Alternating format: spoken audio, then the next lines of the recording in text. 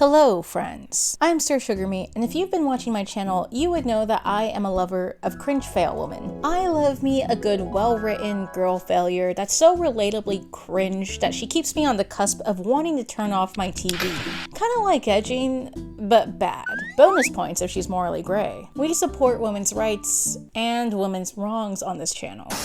I love them so much that around this time last year, I did make a video talking about cringe fail woman and what I dubbed the cringe fail spectrum. And some people who got enjoyment out of the concept asked me to make a male counterpart version. But you see, that's kind of harder for me because in my opinion, the whole charm of the cringe fail woman was that it was a new emerging character trope after the less relatable girl boss era of media that came before it. It's not usually as exciting, in my opinion, to see a pathetic man on screen because I saw a lot of that growing up already, and the trope was often done in unsatisfying ways. Male characters like your average sitcom protagonists like Peter Griffin from Family Guy, or Ray from Everybody Loves Raymond, or pretty much every character Vince Vaughn has played in each rom-com he's been in. All of those male characters were portrayed to be like goofy loser guys. And sure, it's played off for laughs, but I think what I hated is that these characters' shortcomings typically affected the people around them week after week without any consequence. It was annoying. These men should have been divorced years ago. And yes, I know that this is a result of the types of movies and shows that these characters are from, but my point kind of still stands. The pathetic male characters I grew up with just don't really hit the same as the cringe fail woman I talked about in my video last year, because the cringe fail woman characters that I highlighted in that video faced real consequences for their flaws in each of their respective series. And it made the series both entertaining yet thoughtful at the same time. Like, the comedy of their cringe failures did not take away from the quality of the writing. It was a perfect balance between comedy and drama. In most mainstream media, when flawed male characters actually received consequences for their flaws, it was usually portrayed in a much more serious manner to the point where it doesn't maintain the same comedic air that the cringe fail woman archetype can maintain. At least that was the case for a long while. But do not worry, dear viewers, because times are changing and people are starting to write pathetic male characters in a more relatable and less infuriating way. So now we can enjoy both pathetic men and cringe fail women equally, in a way that will make us want to wrap these characters in a warm towel because they're that sopping wet.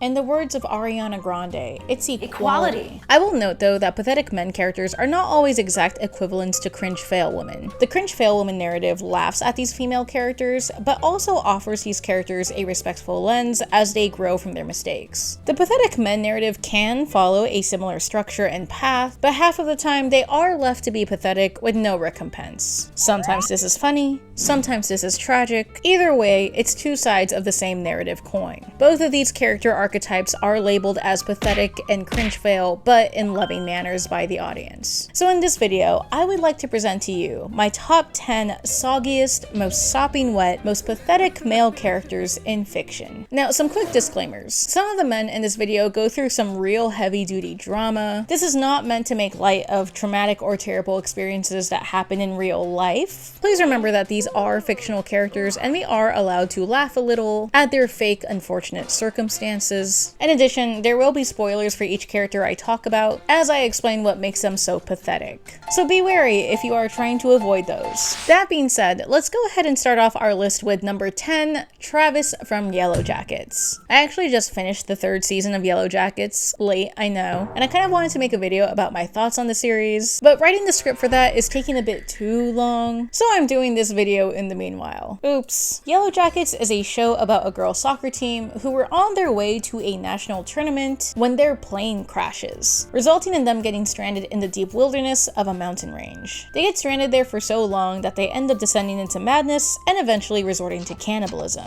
Amongst the gaggle of girls is this male character named Travis, who was really only there because his dad was one of the coaches of the soccer team. But the dad kind of died almost immediately once the plane crashed, so it's really only Travis and a bunch of high school girls. Okay, well, Travis also has a younger brother named Javi, who is also stuck out there with them, but we're not gonna talk about Javi. Some real unfortunate things happened to Javi, so we're going to mostly focus on Travis. Why is Travis a pathetic male male character. Well, mostly because he really sucks in that first season. Before the plane crashes, he's pretty mean to his little brother Javi, and even after the plane crashes, he tries to be there for Javi, but like in the worst ways possible. Javi is probably around 12 years old maybe. Their specific ages are never stated in the series, and he's scared and traumatized having witnessed his dad's death. And Travis is just like, "Get over it, Javi. Dad was an asshole anyway." Like, dude, that is your kid brother. Can you give him a fucking minute? In that first season, he makes some misogynistic comments too that are typical for a teenage boy, making him pretty unlikable. I think a lot of the audience didn't care for Travis in most of that first season. And so far, all of these things kind of make him a little more of an asshole. The truly pathetic part comes with his romance arc with another character named Nat.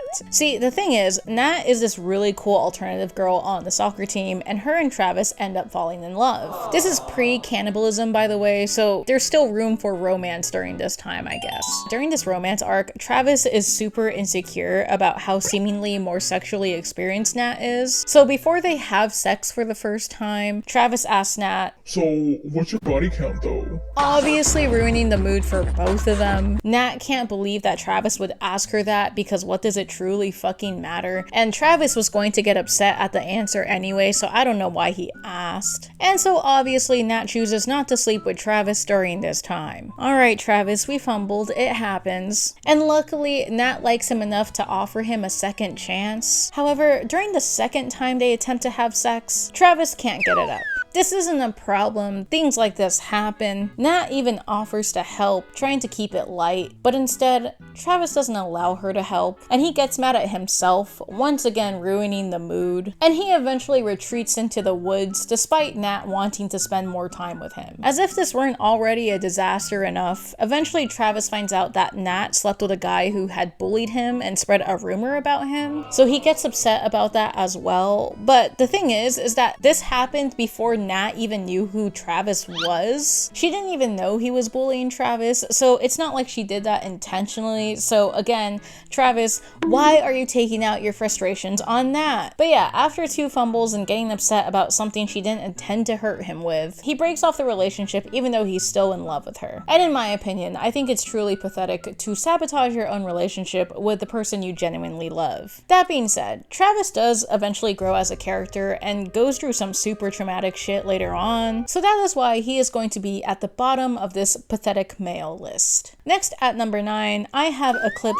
from the up-and-coming series Pretty Pretty Please, I Don't Want to Be a Magical Girl. Now, this may be cheating a little. The full pilot of the series isn't even out yet, but I am just so excited for this up-and-coming project by Kiana Cansmith, and I think that one of the antagonists, a dark magical boy named Eclipped, is such a fun and amazing pathetic male character from what little we've seen so far. Eclipped is the self-proclaimed rival to the protagonist Aika, who doesn't even want to be a magical girl in the first place. I absolutely love Eclipped because his entire relationship with Aika is like entirely made up in his head. There's the rivalry, like I mentioned, and he also believes them to be love interests, even though like Aika wants nothing to do with him and breaks his knees with a hashpipe. Absolutely pathetic. I cannot wait to see more of this project. It might be cheating to place him above Travis from Yellow Jackets, since there is so little we have seen of Eclipped thus far. But also, I think the fact that he puts himself in this love-hate relationship with this girl who gives him blunt force trauma and wants nothing to do with him is kind of more pathetic than whatever bullshit Travis pulled. So that's why I have placed Eclipped at number 9. At number 8, we have Uncle Baby Billy from The Righteous Gemstones. Now, I'm not sure how many people are going to know this series. I don't ever really see too much buzz about it online, but growing up, not exactly in the megachurch community, but with a church background, this series is hilarious to me. The Righteous Gemstones is a series about a family called the Gemstones that essentially run a televangelist megachurch corporation. And the series itself touches on both the financial and societal privileges, as well as the ridiculous twisting of religion that often takes place in these religious institution settings in a comedic way.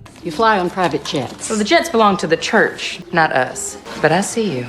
The devil just jumped right in me there for a second, didn't he? The Gemstone family members are all kind of portrayed as pathetic idiots in their own unique ways, but I think Uncle Baby Billy takes the cake for most pathetic. See, the rest of the Gemstone family, while they are idiots, do run a successful megachurch. Uncle Baby Billy, on the other hand, portrayed by Walton Goggins of sexy bald spot fame, peaked in his childhood, which is probably the worst point in your life ever to peak. He used to be famous because he and his sister, Amy Lee, were famous child singers. His fame kind of dwindled post-childhood, especially as Amy Lee moved on to run a megachurch with her husband, but he was desperate to cling onto whatever fame he had left, consistently begging to do collabs with his sister, because throughout the series he's proven to be quite unsuccessful whenever he tries to do his own ventures. This was all in the past though, when Amy Lee was alive. At the start of the series, Amy Lee is dead, and Uncle Baby Billy kind of reinserts himself into the narrative as he continuously attempts to ask his brother-in-law, widower Eli Gemstone, for loans. On top of that, Baby Billy is a habitual liar and tends to abandon the people who love him, one being his son from a first marriage, and another being his much younger, very pregnant late wife. And when his late wife does eventually find him, she finds him unsuccessfully selling fake cures for COVID. I guess he kind of redeems himself by allowing his son to punch him in the face, and by rescuing his newborn from drowning in a porta potty. But yeah, it's mostly Baby Billy's desperation to re-experience that childhood fame that makes him extra cringe, going as far as to try to create a hologram of his deceased sister for his own gain.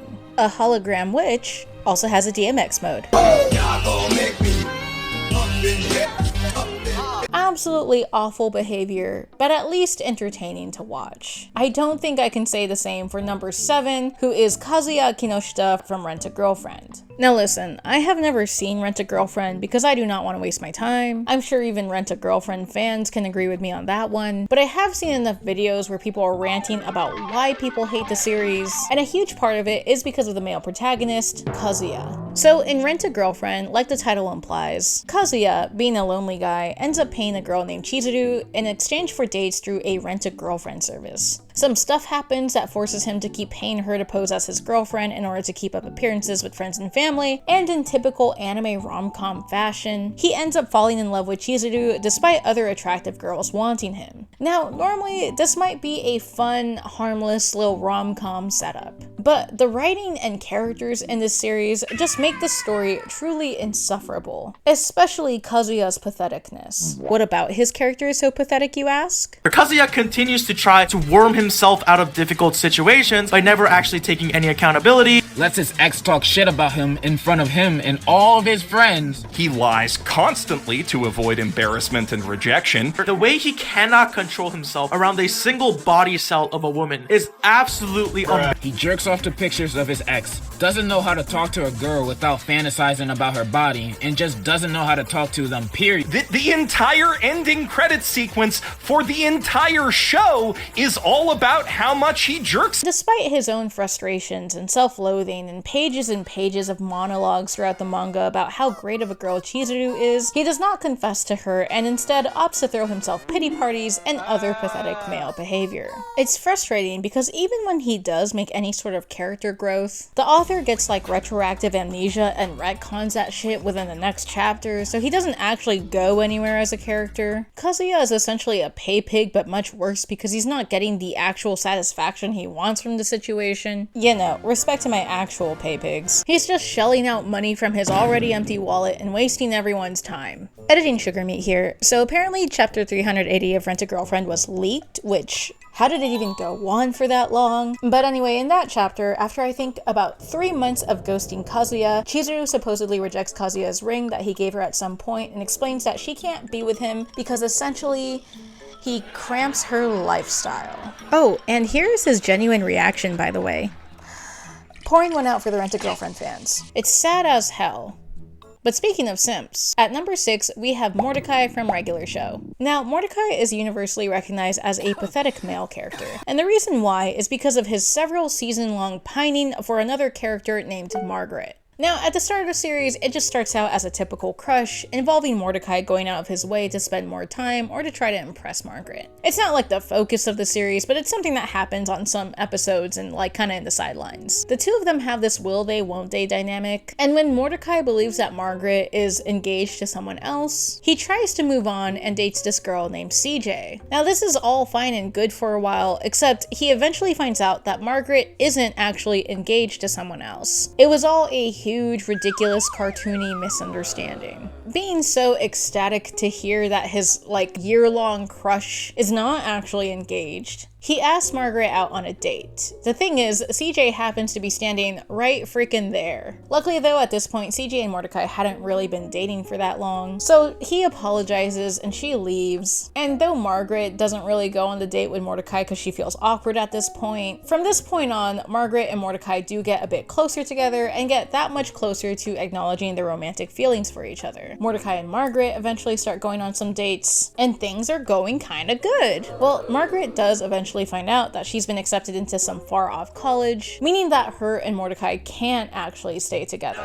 sending Mordecai on yet another spiral. And who does he end up rebounding with? None other than CJ. Surely this won't lead to anything dramatically messy, right? Look, feelings are complicated, and it can take some people more time than others to get over an ex, crush, whatever Mordecai and Margaret's situationship was. But the event that truly made Mordecai insufferable, and the reason why people tend to bag on him so much, is that after continuing to string CJ along a second time, even when he still had feelings for Margaret, Mordecai then proceeded to make a humiliating speech at another character's wedding about how he's not sure if CJ is his soulmate. Like, why did he proceed to make someone else's wedding about him? And why did he have to embarrass this poor girl like this? As if it weren't already embarrassing enough for CJ that Mordecai was always so like incredibly obviously hung up over Margaret. If I were CJ, I would already be feeling some type of way, noticing that the person I'm dating is hung up over his ex, the same ex that he like low-key kind of cheated on you with before, and then to make it public to everyone that you are kind of like his second choice at someone else's wedding, so people are annoyed at him and then kind of you by association. CJ did not deserve any of that. Oh yeah, and the worst part of it all, even after all of this drama, Mordecai doesn't even end up with Margaret. He ends up with a completely different random female character that he meets later on in life. All of this drama, all of the pain he caused poor CJ. And for what, really? It's kind of giving Ross Geller behavior from Friends. You know how like everyone woke up one day and realized that Ross from Friends was a shitty person? Yeah, the same thing kind of happened with Mordecai. Now that being said, I do think that Mordecai receives a little more flack than he deserves. Just a little. He definitely shouldn't have done the wedding speech, and CJ is truly a victim in all of this. But you gotta recognize that he did try his best to move on from Margaret, both of the times when he was told that a relationship with her was going to be impossible. He was trying to do better, but hey, feelings can linger, and anyone can make stupid decisions. So that is why he's on the lower half of this list, despite his notoriety, but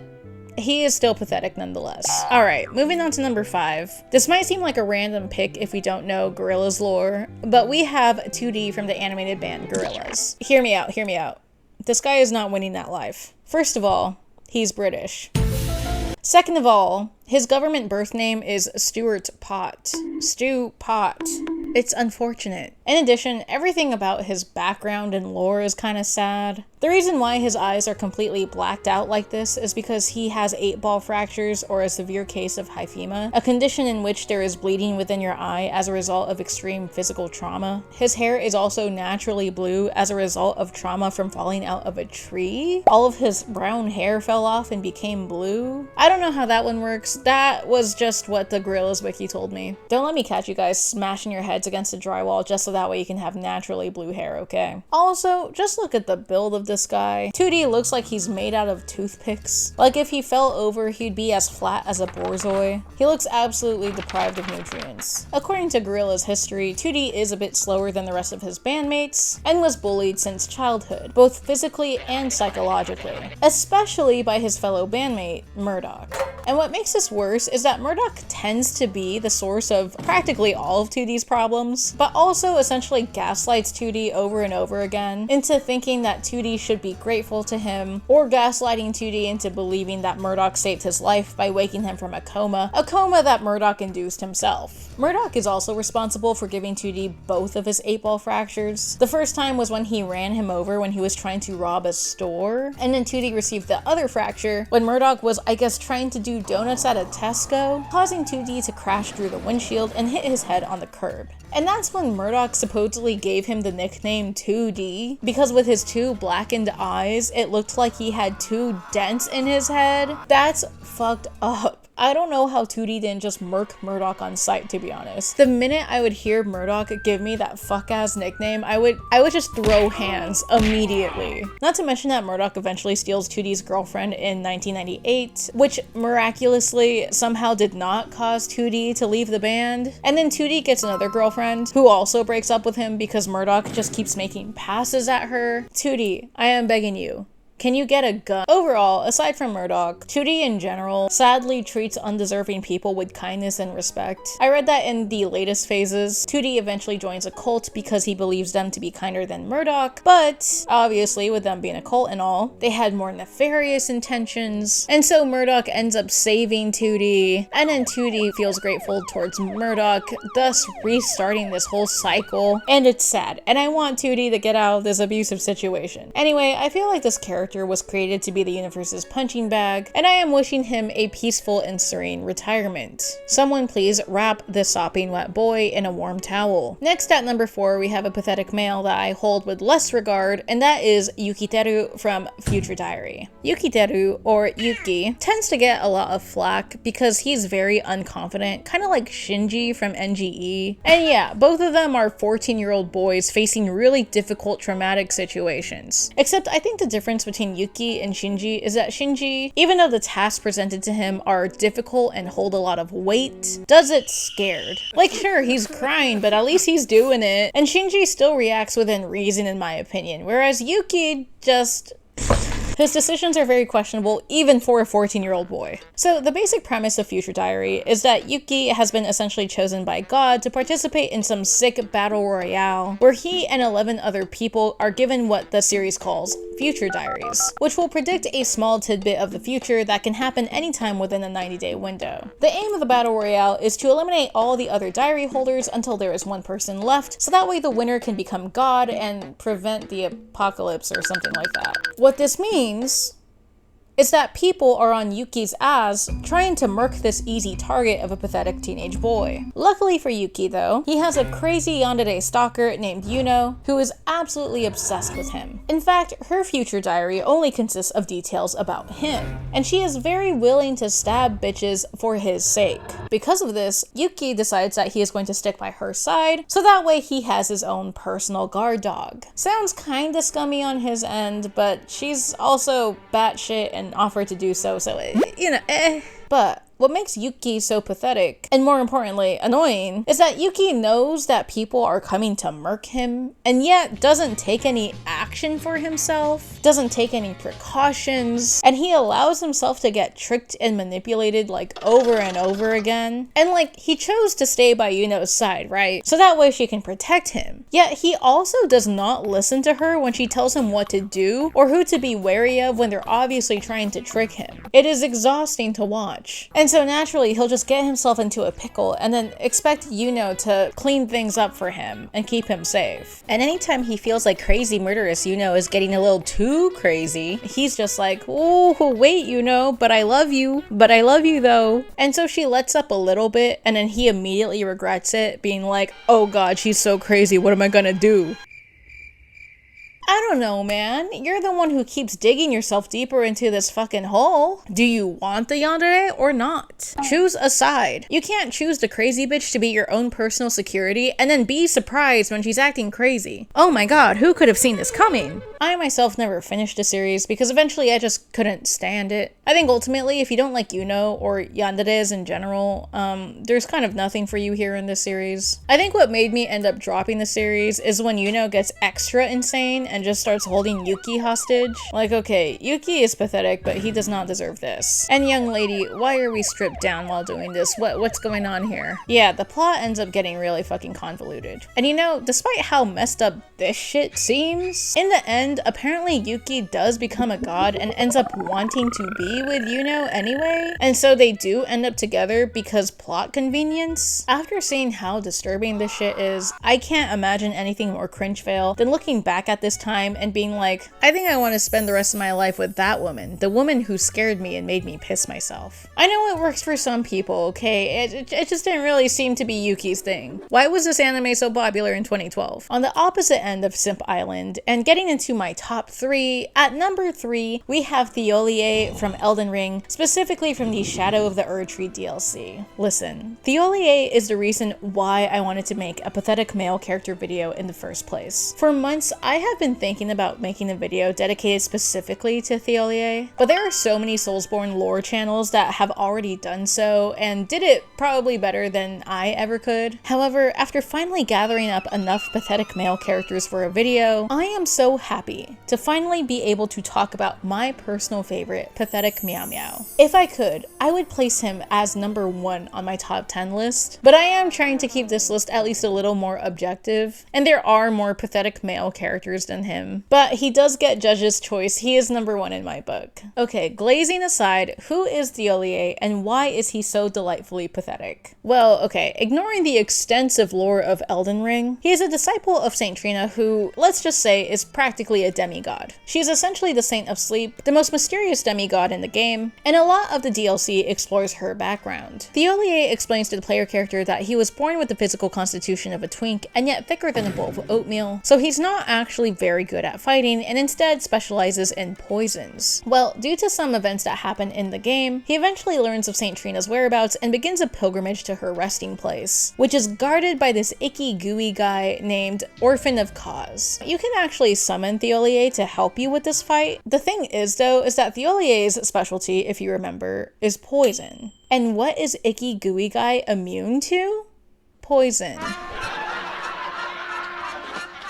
Yeah, this loser would never reach Saint Trina without our help. When you finally reach Saint Trina, you find her in a weakened state in the form of this wilting flower. And THIOLLIER, with his resistance against poisons, drinks her extremely poisonous nectar in hopes that he will hear her voice. Because I guess the only way to hear Saint Trina's voice is to be in this nearly catatonic state. The thing is, despite how much nectar he drinks, he does not hear her voice. And he is so frustrated by this. He came all this way to hear her and be her champion. It must be me, and only me. And then if you, the player character, drink her nectar several times, on like the 5th-ish time drinking her nectar, Saint Trina will actually speak to you. And she will ask you to defeat Miquella, her partner who is the demigod known to be the nicest demigod in all the universe, who preaches peace and love on the planet Earth. And this is a shocking request to receive because Miquella and Saint Trina's love for each other was known throughout the universe. It would be like if Ben Affleck went up to you personally and asked you to murk Matt Damon for him. So you have the option to tell THIOLLIER about this, which he does not take well. Because first of all, like I mentioned, everyone loves Miquella. He's just like the chillest demigods of all the lands. And secondly, THIOLLIER does not take it well because now he has just received confirmation that Saint Trina, the love and sole purpose of his life, can talk. She just does not want to talk to him.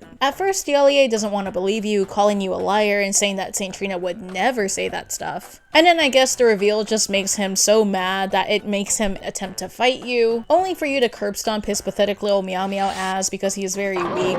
He is literally one of the easiest, if not the easiest invasion you'll experience in the game. And I guess the ass beating convinces him to join your side, and he helps you on your quest to take down Miquella. However, even during the fight against Miquella, he is not much help. The fight against Miquella is infamously known as the hardest fight in the game, and you can summon both THIOLLIER and this other character named Ansbach to help you with this fight. The thing is though, is that when you summon characters to help you with fights in this game, it also makes the boss harder. For each character you summon, it will also raise the boss's stats and also increase the aggressiveness of their AI. Something you really don't want for this fight because the boss is already so relentlessly aggressive and tough as is. So that's Miquella.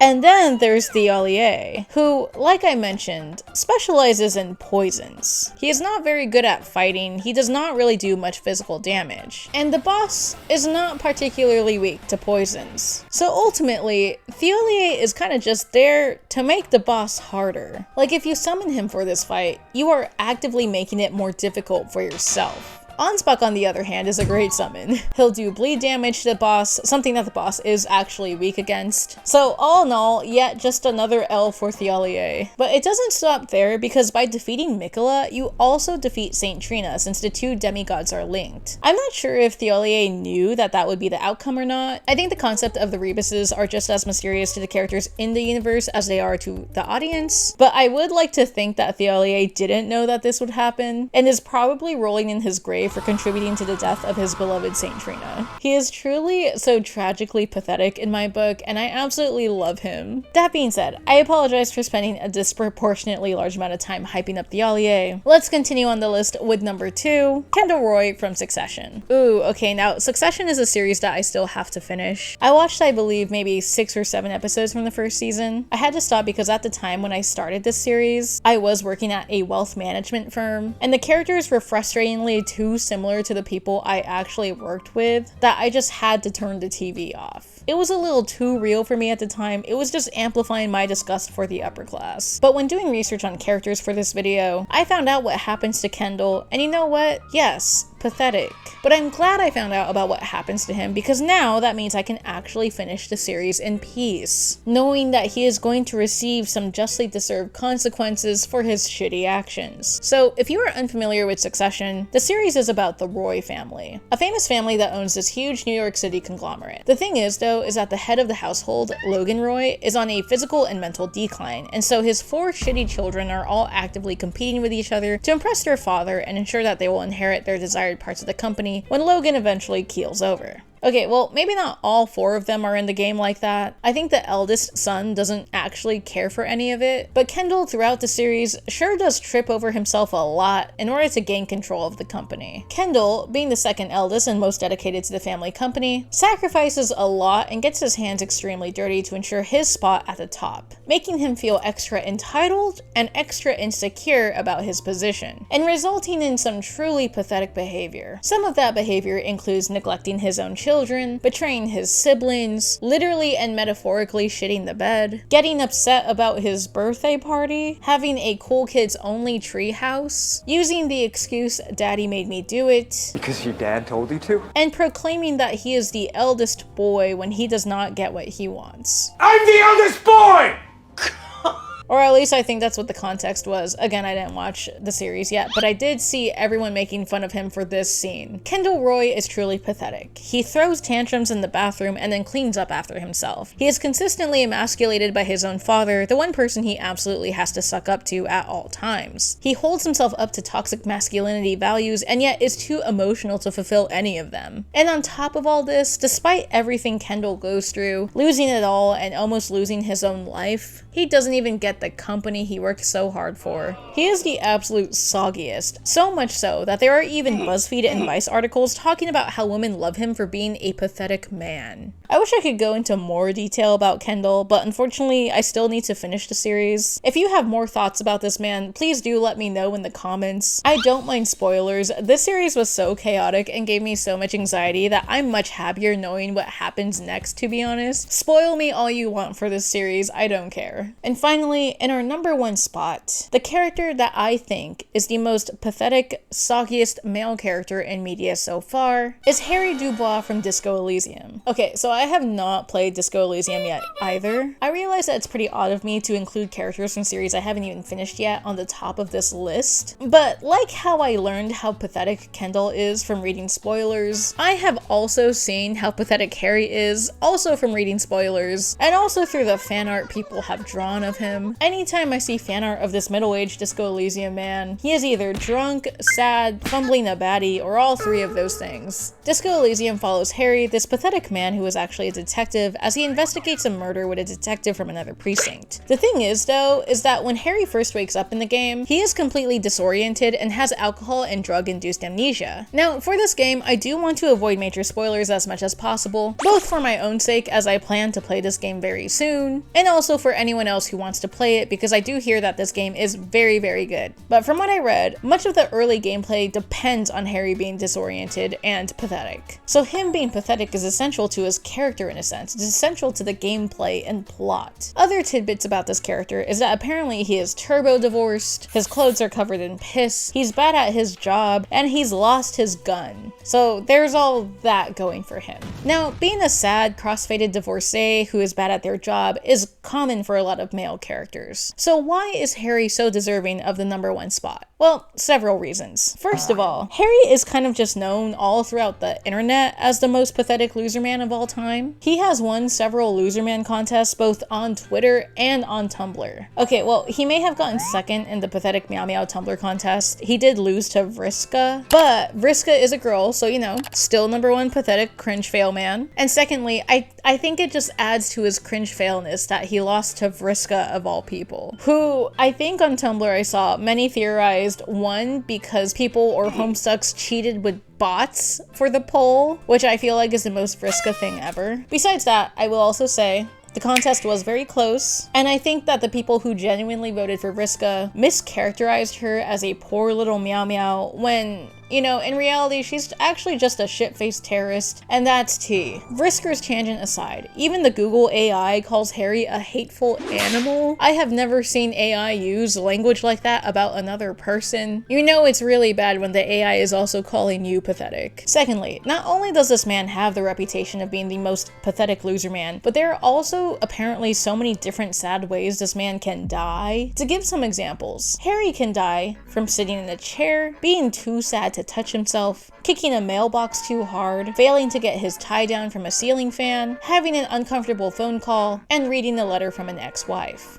And I don't think that's even the entire list. So yeah, that is why Harry takes the #1 spot for me, even though I haven't even played the game yet. There are just so many pathetic ways for him to die. He already has such a pathetic setup. Anyone who plays the game recognizes immediately just how much of a loser Harry is. He just exudes pathetic sog. I just know that once I finally do play Disco Elysium, I'm going to be so impressed by how bad Harry is at just about everything. And I'm very much looking forward to it. But anyhow guys, that is my top 10 most pathetic cringe fail loser guys list. When I first made this list, I was purely thinking of how pathetic each character's behaviors were, but I think if I were to place these men on a spectrum, it'd be a spectrum from just plain cringe behavior to peak pathetic male behavior trademark. You can interpret this as a better written character scale, if you will, something that I kind of concluded at the very end of my cringe fail woman video, and you can also interpret this as an alternative ranking to my pathetic male list. There are definitely way more pathetic male characters out there. I know there are going to be some that believe that Reagan from Mob Psycho or Saul from Better Call Saul deserve to be on that list, but I don't know, I think that those characters kind of got things a little too together to be considered a pathetic male character.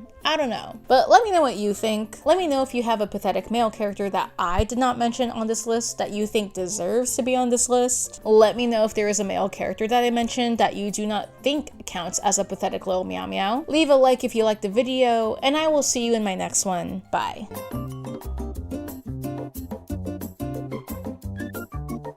Fuck the patriarchy!